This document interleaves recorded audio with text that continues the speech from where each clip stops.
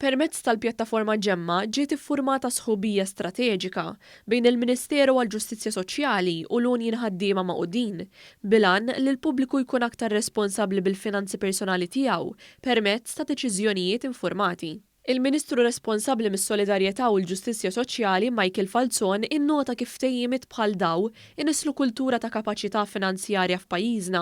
Saħaq ukoll fuq l-importanza li wieħed ikollu ħiliet finanzjarji tul ħajtu kollha mhux biss fl-età tal-irtirar. Il-kunċett ta' kapaċità finanzjarja ta' kif wieħed jipprioritizza ġeneralment norbtuh mal-anzjanità tajjeb għal meta nirtiraw. Il-fatti juru li mhux hemm biss għandna bżonn dak it-tip ta' capabilities, anzi, tul ħajjitna kollha rridu nippjanaw.